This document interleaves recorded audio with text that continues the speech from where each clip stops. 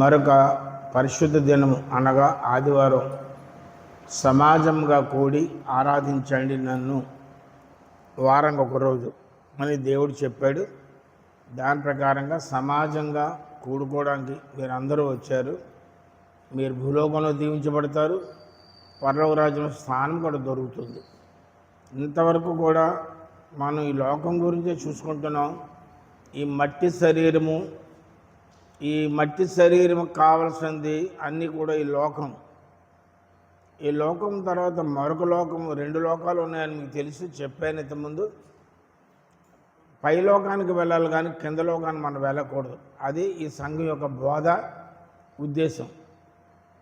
ఏమీ కాదు, కొంచెం స్ట్రాంగ్గా ఉంటుంది. ఇక్కడ బోధ స్ట్రాంగ్గా ఉండకపోతే ఈ లోకములో మీరు జీవించేంత కాలము బాగానే ఉన్నాం, చర్చికి వెళ్తున్నాం, ఆదివారం నాడు వింటున్నాం, మళ్ళీ వచ్చేస్తున్నాం అంటున్నాం. కానీ స్వాభావాన్ని శనివారం వరకు కూడా జీవితం మారటం లేదు, క్రియలు మారటం లేదు, నీ ఫ్రెండ్షిప్ మారటం లేదు, నీ అలవాట్లు మారటం లేదు. కాబట్టి దేవుడు అవన్నీ వద్దంటున్నాడు. దాన్ని విడిపించడానికి వాక్యమనే స్థుతితో కొడుతున్నాడు. దానికి లోబడి వారు ధన్యులు, పరలోక రాజ్యం వారిది. లోబడిన వారు మరి కింద రాజ్యానికి పోతారు, నరక రాజ్యానికి. ప్రభువు రాకడ చాలా దగ్గరగా ఉంది. అది మాత్రం గమనించుకోండి. మాటి మాటికి చెప్తున్నాను. దేవుడు ఒకసారి మాట్లాడే ఇంతకుముందు చెప్పాను, నా కుమారుడా నీ తరములోనే నా రాకడ ఉండును. అది దేవుని మాట, నిరర్ధకము కానేరది. మనమే దేవుని రాకడ చూస్తాం. సిద్ధపడిన వారు పైకి వెళ్తాం, సిద్ధపడిన వారు విడవబడిన వారిలో లెక్క. అందులో ఆ గుంపంతా కిందకి పోతుంది. ఈ లోకము శాశ్వతము కాదు, నీ భార్య శాశ్వతము కాదు, నీ భర్త శాశ్వతం కాదు, నీ పిల్లలు శాశ్వతం కాదు, నీ ఆస్తులు శాశ్వతం కాదు, ఈ చర్చలు శాశ్వతం కాదు, నువ్వు శాశ్వతం కాదు, నేను శాశ్వతం కాదు. కాబట్టి శాశ్వతమైనది ఏది? ఇక్కడ టెంపరీగా ప్రయాణం చేస్తున్నాం ఈ లోకంలో. ఈ ప్రయాణము కొద్ది కాలమే, శరీరం కొరకే మనం జీవిస్తున్నాం తప్ప లోపల ఉన్నవాడు గొప్పవాడు అనే విషయం ఎప్పుడైనా గమనించావు నువ్వు? దేవుడు ఒక దీపాన్ని పెట్టాడు, నరుని ఆత్మకు దేవుని ఆత్మ కలిస్తే లోపల పవర్ అగ్ని మండుతూ ఉంటుంటుంది. ఆ నరుని ఆత్మకు దేవుని ఆత్మ కలవడం వల్ల నీలో చెడు ఎక్కడ రాదు. కాబట్టి చెడు దగ్గరగా రాదు, మంట కాల్చేస్తుంది. ఈ లోకంలో 2 శక్తులు ఉన్నాయి, దేవుని శక్తి, దెయ్యం శక్తి. ఈ దెయ్యం శక్తిలో ఇంతవరకు ఉన్నాం. దెయ్యం శక్తి లోబడి దేవుడు మిమ్మల్ని ఏర్పాటు చేసుకున్నాడు. కాబట్టి దేవుడు నిన్ను నన్ను తగిన సమయంలో సువార్త అందించాడు, పిలుచుకున్నాడు, శుద్ధి చేస్తున్నాడు, సిద్ధపాటు చేస్తున్నాడు. సిద్ధపాటు దినాల్లో మనం ఉన్నాం. ఈ సిద్ధపాటుగా తిరస్కరిస్తే చాలా ప్రమాదం సుమ. బైబిల్లో ఉంది, బంగారము వీధుల్లో పారవేస్తారని. ఆ దినము త్వరలో ఉంది. మన ఆంధ్రాలో ఎక్కడో బంగారపు గనులు విస్తారంగా వచ్చాయట. మన మోడీ ప్రకటించాడు, తులము 5,000 అయిపోతాడు. పరిగెడతారా? తులం 5,000 కదా, బాగా సంపాదించుకోండి. మరొక మాట ఉంది బైబిల్లో, బంగారం వీధుల్లో పారవేయబడుతుంది అని. అంచేత మెడ నిండా వేసుకుంటారో, నడుముకి వడ్డానమో అడ్డానో ఏదైనా తెలియదు, అడ్డానం కట్టుకుంటారు గట్టిగాను. దాన్ని మోయడానికి కూడా నీ శక్తి ఉండదు, తినడానికి తిండి ఉండదు, బియ్యపు గింజలు దొరకవు. కేజీ బంగారం పెట్టిన కేజీ బియ్యం దొరకని దినాలు రాబోతున్నాయి త్వరలో. మరి ఎలా వస్తుందో దానికి ముందు సూచన జరగవలసిన జరిగిపోతున్నాయి. కనుక నువ్వు నేను సిద్ధపాటు అవ్వాలి. ఈ లోకంలో ఎవడిని లాక్కున్నా, ఎవడైనా తీసుకున్నా దానికి కోర్టులకి పోలీసులకి వెళ్ళనవసరం లేదు. కనుక చాలా జాగ్రత్తగా ఉండాలి. కోర్టుకు వెళ్ళడం వల్ల నువ్వు అబద్ధాలు ఆడాలి, పోలీస్ స్టేషన్కి వెళ్ళడం నువ్వు అబద్ధాలు ఆడాలి, అబద్ధమాడి ఆడి దేవుని రాజ్యం పోగొట్టుకోకుంటే ఆ అబద్ధం ఆడకుండా సత్యం పలికి ఆ ఆస్తో లేకపోతే ఏదో అది నష్టపోతాం పోవడం బెస్ట్.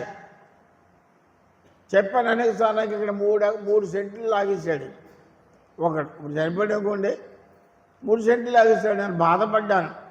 పెద్దలకు చెప్పలేదు, కోర్టులకు వెళ్ళలేదు, పోలీస్ స్టేషన్కి వెళ్ళలేదు, దబాయించాడు. కానీ ఆ దబాయింపును దేవుడు చూస్తున్నాడు. నీ తగిన ప్రతిఫలం దేవుడు ఇస్తాడు. కనుక నేనేం మౌనంగా ఉండమన్నాడు దేవుడు. వాక్యం చెప్పడం కాదు, బోధించేవాడు జీవించి బోధిస్తేనే మీకు పట్టుకుంటుంది. నేను జీవించకుండా బోధిస్తే మీకు నాకు తేడా ఏమీ లేదు. సేవకుడు అన్నవాడు ఆత్మ కలిగి, అభిషేకం కలిగి, క్యారెక్టర్ కరెక్ట్గా ఉండి, పరిశుద్ధమైన జీవితం జీవిస్తూ, పరిశుద్ధ కూడా మీకు పాటిస్తూ బోధిస్తూ ఉంటే అది మీకు పట్టుకుంటుంది. గాజువాకలో సంఘములో మొన్న అడిగాను, అబద్ధములు ఆడని వారు ఇక్కడికి వచ్చిన తర్వాత ఎవరు చేతులెత్తరే? ఒక్క అమ్మాయి ఎత్తింది. ఒక్క అమ్మాయి, పిల్లల తల్లి, 2 పిల్లల కూతుళ్ళు, భర్త ఉన్నాడు అక్కడ. ఏదైనా మీ ఆవిడ అబద్ధాలు ఆడదా అంటే, లేదండి అబద్ధం ఆడదాడు బాబు, చేస్తాను అని భర్త చెప్పాడు. అది సాక్ష్యం. ఆవిడ పరలోక రాజ్యం తథ్యం, ఈ లోకరాజ్యం శాశ్వతము కాదు అని తెలుసుకుంది. ఎందుకు అబద్ధం ఆడటం వల్ల నేను నరకానికి వెళ్ళిపోతాను బైబిల్ ముందుగానే చెప్పాడు. బైబిల్లో చెప్తున్న ప్రతి మాట కూడా దేవుని మాట, ముత్యాల మూట. అది ముందుగా మీకు చెప్పే చేస్తాడు దేవుడు. చెప్పకుండా ప్రభా నాకు తెలియదు, చెప్తే మానేసి ఉండేవాడిని అని అనుకుంటారు. చెప్పే చేస్తాడు దేవుడు. కాబట్టి అబద్ధకులు అందరూ అగ్నిగుండంలో పాలు పొందుదురు. బైబిల్లో ఉందా లేదా? ఎందుకు అబద్ధం ఆడతారు? తాత్కాలికమైన ఆ యొక్క శరీర కోరిక కొరకు, శరీర ఆశ కొరకు, లేకపోతే మరొక దాని కొరకు, ఏదైనా సంపాదించడం కొరకు ఒక్క నిమిషంలో అబద్ధం ఆడటం వలన శాశ్వతమైన ఆశీర్వాదం ఇచ్చే దేవుని దూరం అయిపోతున్నాడు. అది గుర్తు చేసుకోండి. నేను అందుకనే 3 సార్లు 40 సంవత్సరాలు అయింది ఇప్పటికి ప్రభువు నమ్ముకున్నాను. అనేకసార్లు చెప్తున్నాను, అదొక్కటే నేను కాపాడుకోగలుగుతాను. ఎలా కాపాడుకోగలుగుతావు? నువ్వు కాపాడుకోగలవు, నేను కాపాడుకోగలను. 3 సార్లు 40 సంవత్సరాలు 3 సార్లు అబద్ధములు ఆడానంటే కోర్టులోనే సత్యం చెప్పాను ఒక కేసులో. దానివల్ల ఫైన్ పడింది. నష్టానికన్నా చూసినాను కానీ ఇహలోక సంబంధమైన నష్టం. అబద్ధం మాట వలన నేను చనిపోతే, కళ్ళు మూస్తే కళ్ళు నరకంలో తెలుస్తాను. ఎందుకు ఆ బాధ? ఉన్న బాధలు చాలవా? ఇంకనూ శాశ్వతంగా అబద్ధాలు ఆడుకుంటూ దేవుని రాజ్యం దూరపరుచుకుంటాం. మనం దేవుని రాజ్యం వెళ్ళడం అర్హత మనం పోగొట్టుకుంటామా మనం? కనుక మన జీవితాలు మార్చుకోండి. నువ్వు ఎలా జీవిస్తున్నావో ప్రతిదీ రికార్డ్ అవుతుంది. అక్కడ సూపర్ కంప్యూటర్ అక్కడ ఉంది. అక్కడ నువ్వు వెళ్ళగానే నీ జాతకం ఓపెన్ చేస్తారు. అంచేత చాలా జాతకం ఉండాలి. ఇది మతం కాదు. మతం అనేది ఈ సంఘంలో బోధించాం. దేవుని మార్గం, పరలోక రాజ్యం వెళ్ళే మార్గం, సత్య మార్గం, పరిశుద్ధ మార్గం, జీవ మార్గం. ఇది అదే బోధిస్తాం. నేను జీవిస్తున్నాను, మీకు బోధిస్తున్నాను. ఏదైనా పొరపాటైతే క్షమించమని అడుగుతాను. ఎందుకంటే చిన్నవాళ్ళైనా, రిక్షావాడైనా, ఎవరైనా. నేను పలాసాలో ఉన్నప్పుడు ఒక రిక్షావాడు నాకు నా ఫ్రెండ్స్ రిక్షా వాళ్ళే, పేదవాళ్ళు, అడుక్కున్న వాళ్ళు. వాళ్ళతో ఫ్రెండ్షిప్ చేసేవాళ్ళు. బ్యాంకులో పెద్ద ఆఫీసర్ని. ఏం చేత వాడు బయటికి భిక్షగాడే, బయటకు రిక్షావాడే. వాడిలో మన ఆత్మను చూస్తున్నాను నేను. వాడి ఆత్మను దేవుని పక్క తిప్పితే కోటాను కోట్ల ఆశీర్వాదం, పరలోక రాజ్యం. అలాగనే ఎంతోమందిని నక్సలైట్స్ సహా మార్చగలిగాడు దేవుడు. నన్ను వాడుకున్నాడు. నీలో ఉన్నవాడు ఆయనైతే ఆయనను అప్పగించుకుంటే నీ శరీరాన్ని, ఆత్మను, ప్రాణాన్ని ఆయనను వాడుకుంటాడు. దానికి లోబడాలి. దానికి శోధన వస్తుంది, కష్టం వస్తుంది, బాధ వస్తుంది, రోగం వస్తుంది, తట్టుకోవాలి. కాబట్టి అన్నిటికీ సిద్ధపడితే దేవుడి రాజ్యం. శరీరాన్ని సుఖపెడుతున్నామని ఇష్టానుసారం తాగి తందనాలు వేస్తే కళ్ళు మూస్తే అగ్ని ఉన్న మంటల్లో మాడిపోతావు. ఒకరోజు 2 రోజులు కాదు, యుగాలు కూడా అక్కడ అంతము లేని సంవత్సరాలు అక్కడే ఉంటావు. అది తప్పించుకోవడానికి యేసుప్రభు ఈ లోకానికి వచ్చాడు, పరలోక రాజు ఇవ్వడానికి. నీకు నాకు ఎప్పుడైతే ఈ లోకంలో పాపాలను విడిచిపెట్టావో, అది విడిచిపెడతావు, ఇది విడిచిపెడతావు అంటున్నావో, మరి అలాగనే పరిశుద్ధపడుతూ ఉంటే నీకు ఆశీర్వాదం వెంబడి ఇచ్చి ధనవంతుడి వల్లగా ధనవంతుడు నేను చేస్తాడు. ఈ లోక ధనము, పరలోక ధనం. కాబట్టి మీ గురి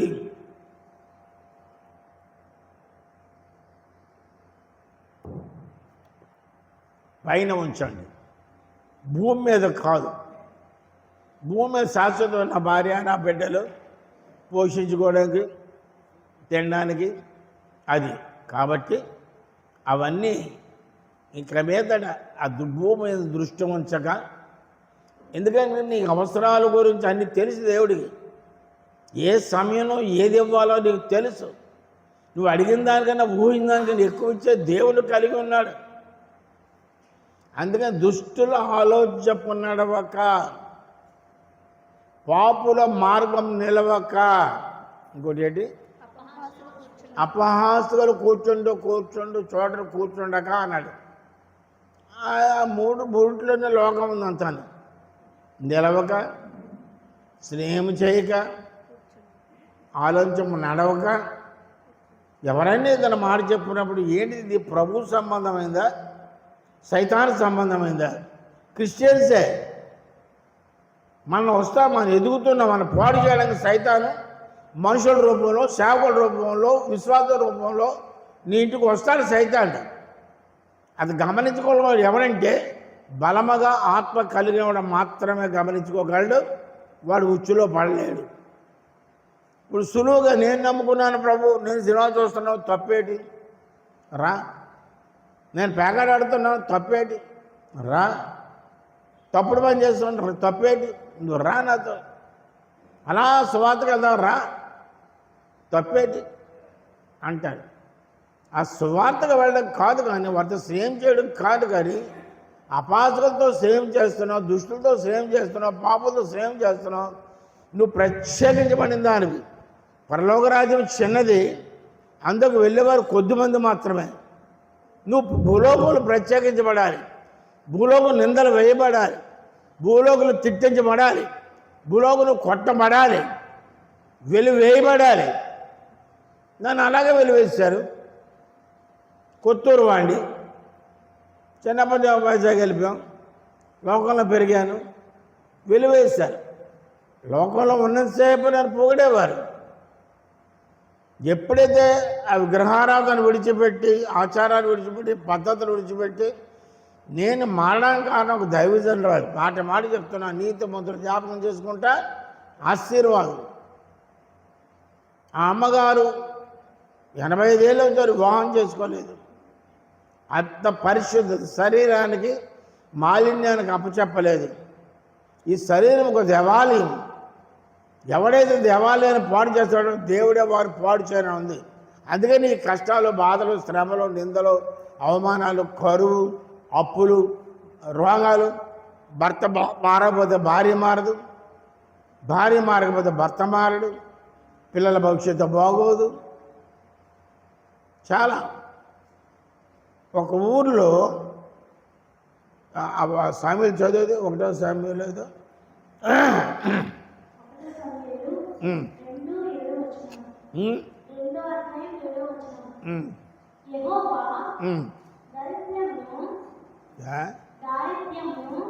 దారిద్ర్యమును ఐశ్వర్యమును చాలు తర్వాత చదివాను. యెహోవా అంటే సృష్టికర్త దారిద్ర్యం కూడా ఇస్తాడు నీకు, ఐశ్వర్యం కూడా ఇస్తాడు. రెండు ఆయన చేతిలో ఉన్నాయి. ఆయన దగ్గరకు వచ్చేవారు. ఆయన అంటున్నాడు, నేను పరిశుద్ధుడు కనుక మీరు పరిశుద్ధులుగా ఉండుడి. పరిశుద్ధులుగా ఉన్నవారు మాత్రమే అభివృద్ధి పరుస్తాను, ఆశీర్వదిస్తాను, ఐశ్వర్యం ఇస్తాను, దారిద్ర్యం ఇస్తాడు. దేవుడికి దూరంగా ఉంటే నీకు దారిద్ర్యం వస్తుంది. దేవుడు పరిశుద్ధులకు దగ్గరగా వస్తే ఐశ్వర్యం వస్తుంది. ఏది కావాలో ఆలోచించుకో. నువ్వు దారిద్ర్యంలో ఉన్నావు కొంతమంది, కారణం నువ్వు సైతాన్తో స్నేహం చేస్తున్నావు, సైతాన్ చెప్పినట్టు చేస్తున్నావు, పక్కన క్రైస్తవుని చూసి నేర్చుకుంటున్నావు, వేరే సంఘాలకు వెళ్ళేవాళ్ళు, నామక సంఘాలకు వెళ్ళేవాళ్ళు చూసి నేర్చుకుంటున్నావు. నీకు కఠినమైన బోధ అంటే నీకు ఇష్టం లేదు, తేలిగ్గా జీవించడమే నీకు ఇష్టం. ఆ క్రైస్తవుడు చేసుకుంటున్నాడు కదా, ఆ పాస్టర్ గారు చేసుకుంటున్నారు కదా, నేను చేసుకుంటే తప్పేటి అని అనుకుంటావు. ఆ పాస్టర్ గారు పోతాడు కిందకి, ఆ విశ్వాసం పోతాడు కిందకి, నువ్వు వారితో వారితో నువ్వు కూడా పోతావు కిందకి. అలా ఉండకూడదని ప్రత్యేక సంఘం దేవుడు ఏర్పాటు చేశాడు. దేవుడు ఏర్పాటు సంఘం ఇది. కొత్తూరులో సేవ మొదలుపెట్టి ఒక ఆవిడ బిల్డింగ్ ఇచ్చేస్తుంది, మైలు తీసుకోండి నేను అలా తీసుకోనమ్మా, దేవుడు నన్ను పంపాడు, దేవుడు నాకు చూపిస్తాను నేను తీసుకోను అన్నాను. తర్వాత కనబడితే కొండ ప్రాంతం అంతా అడవి మీకు తెలుసు. గోకవాడ వెళ్ళడానికి కూడా రోడ్లు ఉండే కాదు, గోతులు నక్కలు ఎలుగుబంట్లు అన్నీ వచ్చే మీకు ఉన్నప్పుడు చాలా ప్రమాదంగా ఉండేది. అటువంటి స్థానంలో ఈ స్థలం దేవుడు చూపించాడు, కొన్నాం. దేవుడు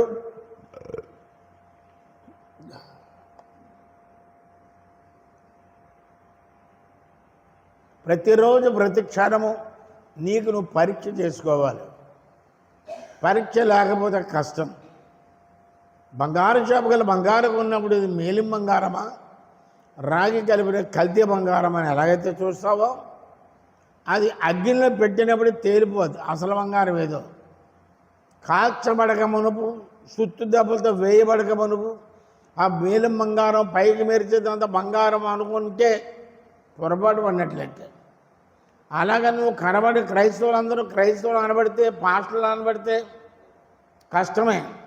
తర్వాత అది శోధన వచ్చినప్పుడు నిలబడలేకపోతే, శోధన వచ్చినప్పుడు అంటే అగ్గితో కాల్చినప్పుడు అమ్మో కాలుస్తున్నాను అంటే దూరమైపోతే దేవుడికి దూరమైపోతాడు, ఆశీర్వాదం దూరమైపోద్ది, శ్రమలు వస్తాయి, విస్తరిస్తాయి.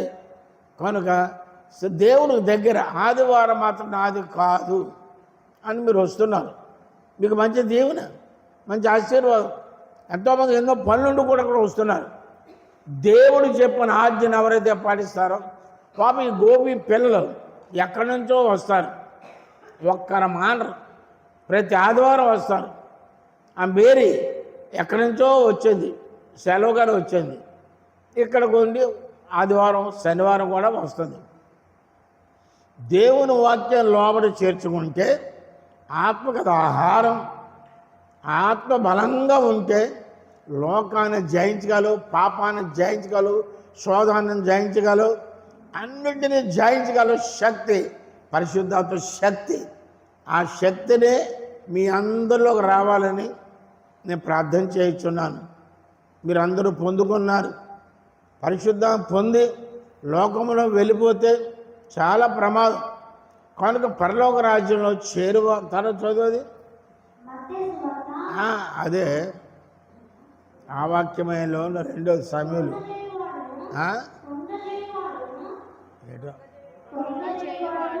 మైక్ దూరం పెట్టవయ్యా, లేదు దూరం పెట్టారు. యెహోవా దారిద్ర్యమును 2 ఐశ్వర్యం ఇస్తాడు, దారిద్ర్యం ఇస్తాడు. ఎప్పుడు అందుకే బైబిల్ యోహాను సువార్త అంటున్నాడు, నాకు దూరం కాదు ఏమి చేయలేవు, ఈ యవ్వనంలో పర్వాలేదు, బాగానే ఉంది, ఆస్తులు ఉన్నాయి, శుభ్ర తింటున్నాను, పరిగెడుతున్నాను, డబ్బులు వస్తున్నాయి, అన్నీ జీతం వస్తుంది, అన్నీ చేస్తున్నావు అనుకుంటున్నావు. నువ్వు దొరక్క మానవు. నేను అన్నీ గమనిస్తున్నాడు. శోధన వచ్చినప్పుడు నిన్ను కాపాడేవాడు ఎవడు లేడు. దారిద్ర్యం ఆశీర్వాదం 2 ఆయన చేతిలో ఉంది. తర్వాత కృంగజేయవాడు ఆయనే, లేవనెత్తువాడు ఆయనే. చూసారా, ఆయన చేత కృంగజేయవాడు ఆయనే. కృంగిన వేళలో ఆయన పాదాల దగ్గరకు వస్తే లేవనెత్తేవాడు ఆయన. ఎప్పుడు కృంగుదల వస్తుంది? దేవుడు దూరం అయిపోయినప్పుడు, ఆ పక్కింటి వాళ్ళు చేయమన్నప్పుడు, ఇది చేయమన్నప్పుడు. ఒక ఆవిడ గాజువాక సంఘంలోనే అన్ని కుటుంబం మన దగ్గరకు వచ్చారు. వాళ్ళ బంధువులు ఫంక్షన్ విన్నప్పుడు అక్కడ అన్యుల్లాగా బొట్లు పెట్టుకున్నారు. అర్థమవుతుందా? బొట్లు పెట్టుకున్నారు. అదేదో ఫోన్లో స్టేటస్ ఏదో అంటారండి, నాకు ఏం తెలియదు. నీకు తెలుసా? నీకు అన్నీ తెలుసు. స్టేటస్ అయినా నీకు ఈ అమ్మగారికి తెలుసు. స్టేటస్ ఏదో పెట్టారు. ఆ స్టేటస్లో మరొక అమ్మాయి చూసింది. ఏంటంటే ఈ అమ్మాయి ఇలాగుంది, కూతురికి బొట్టు పెట్టింది, మరి తన బొట్టు పెట్టుకుంది అని అంటే నేను వెంటనే ఫోన్ చేశాను. ఏమ్మా ఏంటిది వేషం, గురువేషం? వేరే సంఘాలు ఉన్నాయి, అక్కడికి వెళ్ళిపోము. క్లియర్గా చెప్పేశాను, నా సంఘాన్ని రాక అనవసరం. నాకేంటి కానుకలను జనాలు గుంపులు కాదు నాకు కావాల్సింది. కొద్దిమంది అయినా ఆయన రాజ్యంలో చేర్చాలి. అందుకు నన్ను ఏర్పాటు చేసుకున్నాడు, నన్ను పిలుచుకున్నాడు. శోధంతో మొత్తాడు, కష్టాలతో మొత్తాడు, రోగాలతో మొత్తాడు. 3 సార్లు గుండు కోసాడు, ఆపరేషన్. ఒకటిగా పక్షవాతం వచ్చింది, అనేక జబ్బులు వచ్చాయి. అన్నిటికీ తట్టుకుని ఉండ శక్తినిచ్చాడు ఆయన. నేను ఏపాటు వాడిని కరుక తర్వాత ఇచ్చే సిగ్గుపడిపోయింది. ఇంకా రాదేమనుకున్నాను సంఘానికి. మా కిందటి ఆదివారం వచ్చింది. నేను ఇంకా అడగలేదు, అందరిలో అడగను కదా, నేను ఫోన్ ద్వారానే దంచుతాను. అది కాబట్టి అలాంటి వేషాలు వద్దు. ఏంటిగా గొడుగు పట్టే క్రైస్తవులు నాకు వద్దు. దానికి కావాల్సిన సంఘాలు చాలా ఉన్నాయి, అక్కడికి వెళ్ళిపోవచ్చు. నా సంఘంలో ఉన్నవారు అందరూ కరెక్ట్గా ఉండాలి. ప్రాణం పైన అబద్ధం ఆడుకుంది. అయితే ఇప్పుడు పరలోక రాజ్యం ఎవరు వెళ్తారో కొంచెం చూసుకుందాం. పరలోక రాజ్యం ఎవరు వెళ్తారో చదువమ్మా. 6:5 మత్తయి సువార్త 5:3-10. వీటి కళ్ళు కనబడవు రాసేదాన్ని.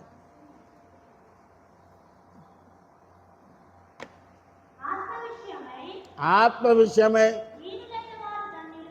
దీనులైన వారు ధన్యులు, పరలోక రాజ్యం వారిది. దుఃఖపడి వారు ధన్యులు, వారు ఓదార్చబడుదురు. సాత్వికులు ధన్యులు, వారు భూలోకమును స్వతంత్రించుకుని చాలు. ఆత్మ నీ నరుని ఆత్మ కొరకు ఎవరైతే దీనులుగా ఉంటారో, తగ్గించుకొని ఉంటారో, బాధలు భరించి ఉంటారో, నోరు ఎత్తుకుంటూ ఉంటారో వారు ధన్యులు. పరలోక రాజ్యం వారిదట. ఎవడన్నా ఏదనంటే తిరగబాటు చేసేసి కొట్టేసి నువ్వు ఆడొక మాట అంటూ నువ్వు 10 మాటలు అంటుంటే వాడికి నీకు తేడా ఏముంది? నువ్వు క్రైస్తవుడైనా చర్చకొచ్చినా ఏం లాభం లేదు. చాలా జాగ్రత్తగా ఉండాలి. నేను వెనక చర్చి కడుతున్నాను. ఇక్కడ బిల్డింగ్స్ అన్ని పోర్ట్ ల్యాండ్స్, ఒక్కొక్కటి కొనుక్కొని వస్తున్నాను. ఆ ముందు మన చర్చ్ ముందు ఒక బిల్డింగ్ ఉంది. ఆ బిల్డింగ్ ఇటుకలు రాలిపోయి ఉన్నాయి. ఇక్కడ ప్రహారీ కూడా కడుతున్నారు. ఈ పని వాళ్ళు వెళ్ళి ఆ ఇటుకలు తెచ్చేశారు. నేను దగ్గర ఉన్నాను. అమ్మ ఇటుకలు అక్కడ